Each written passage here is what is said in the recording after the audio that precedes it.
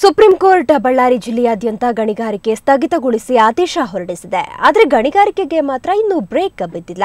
ನಿನ್ನೆ ಹಗರಿಯ ರೈಲ್ವೆ ನಿಲ್ದಾಣದ ಸ್ಟಾಕ್ ಯಾರ್ಡ್ನಲ್ಲಿ ಅಕ್ರಮವಾಗಿ ಅದಿರು ಸಾಗಣೆಯಾಗ್ತಿತ್ತು. ದಾಳಿ ವೇಳೆ 59 ರೈಲ್ವೆ ಬೋಗಿಗಳಲ್ಲಿದ್ದ ಕೋಟ್ಯಾನುಗಟ್ಟಲೆ ರೂಪಾಯಿಯ ಮೊತ್ತದ ಅದಿರನ್ನು ವಶಪಡಿಸಿಕೊಳ್ಳಲಾಗಿದೆ.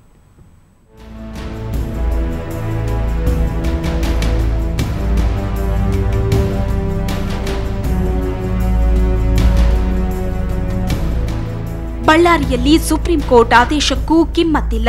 ಜಿಲ್ಲೆಯಾದ್ಯಂತ ಗಣಿಗಾರಿಕೆ ಸ್ಥಗಿತಗೊಳಿಸಿದ್ರೂ ಅದಿರು ಸಾಗಣೆ ಮಾತ್ರ ಎಕ್ಕಿಲ್ಲದೆ ನಡೆದಿದೆ. ಖಚಿತ ಮಾಹಿತಿ ಮೇರೆಗೆ ನಿನ್ನೆ ಅರಣ್ಯ, ಗಣಿ ಮತ್ತು ಭೂವಿಜ್ಞಾನ ಇಲಾಖೆ ಮತ್ತು ಪೊಲೀಸರು ಹಗರಿಯ ರೈಲ್ವೆ ನಿಲ್ದಾಣದ ಸ್ಟಾಕ್ ಯಾರ್ಡ್ನಲ್ಲಿ ದಾಳಿ ನಡೆಸಿದ್ರು. ಅಕ್ರಮವಾಗಿ ಸಾಗಿಸ್ತಾ ಇರೋ 40 ಲಾರಿ ಹಾಗೂ 59 ರೈಲ್ವೆ ಬೋಗಿಗಳಲ್ಲಿದ್ದ ಕೋಟ್ಯಾಂತರ ರೂಪಾಯಿ ಮೊತ್ತದ ಅದಿರನ್ನ ವಶಪಡಿಸಿಕೊಳ್ಳಲಾಯಿತು. ವಶಪಡಿಸಿಕೊಂಡಿರೋ ಅದಿರಿನ ಪ್ರಮಾಣ ಬರೋಬ್ಬರಿ 3700 ಮೆಟ್ರಿಕ್ ಟನ್.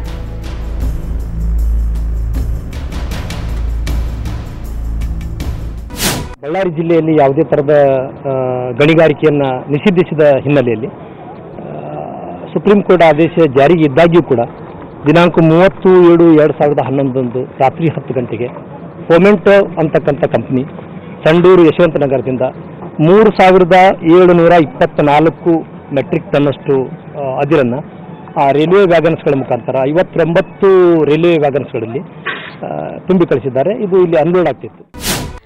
ಇದು ಸಂಡೂರಿನ ಫೆಮಿಂಟು ಅನ್ನೋ ಕಂಪನಿಗೆ ಸೇರಿದ್ದು ಎನ್ನಲಾಗಿದೆ. ಯಶವಂತ ನಗರ ರೈಲ್ವೆ ಯಾರ್ಡ್ನಲ್ಲಿ ತುಂಬಿಸಿ ಹಗರಿ ಬಳಿ ಇರೋ ಜಾನಕಿ ಸ್ಟೀಲ್ ಕಂಪನಿಗೆ ಈ ಅದಿರನ್ನ ರವಾನಿಸಲಾಗ್ತಿತ್ತು ಅನ್ನೋದು ಪ್ರಥಮ ಮಾಹಿತಿ.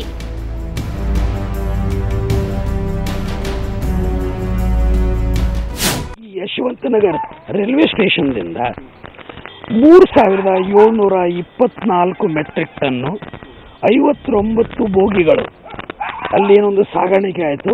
ಇದು ಸುಪ್ರೀಂ ಕೋರ್ಟ್ನ ನೇರ ಮತ್ತು ಗಂಭೀರ ಉಲ್ಲಂಘನೆ.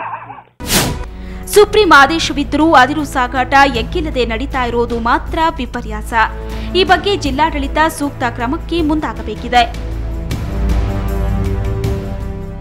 ನರಸಿಂಹಮೂರ್ತಿ ಕುಲಕರ್ಣಿ, ಸುವರ್ಣ ನ್ಯೂಸ್ 24/7 ಬಳ್ಳಾರಿ. ಸುಪ್ರೀಂ ಕೋರ್ಟ್ ಬಳ್ಳಾರಿಯಲ್ಲಿ ಗಣಿಗಾರಿಕೆಗೆ ಬ್ರೇಕ್ ನೀಡಿರೋದ್ರಿಂದ ಲಾರಿ ಮಾಲೀಕರಿಗೆ ಹಾಗೂ ಕಾರ್ಮಿಕರಿಗೆ ತೀವ್ರ ತೊಂದರೆ ಉಂಟಾಗಿದೆ. ಅಕ್ರಮ ಗಣಿಗಾರಿಕೆ ವ್ಯಾಪಕವಾಗ್ತಿರೋ ಹಿನ್ನೆಲೆಯಲ್ಲಿ ಸುಪ್ರೀಂ ಕೋರ್ಟ್ ಆದೇಶದ ಪ್ರಕಾರ ಸಿಇಸಿ ತಂಡ ಬಳ್ಳಾರಿ, ಹೊಸಪೇಟೆ ಮತ್ತು ಸಂಡೂರಿನಲ್ಲಿನ ಗಣಿಗಾರಿಕೆ ಸ್ಥಳಗಳ ಸರ್ವೆ ನಡೆಸುತ್ತಿರೋದ್ರಿಂದ ಅಕ್ರಮ ಮತ್ತು ಸಕ್ರಮ ಗಣಿಗಾರಿಕೆಗೆ ಬ್ರೇಕ್ ಬಿದ್ದಿದೆ. ಇದರಿಂದ 20,000 ಲಾರಿಗಳ ಮಾಲೀಕರು ಹಾಗೂ ಕಾರ್ಮಿಕರು ಬೀದಿ ಪಾಲಾಗುವ ಭೀತಿಯಲ್ಲಿದ್ದಾರೆ.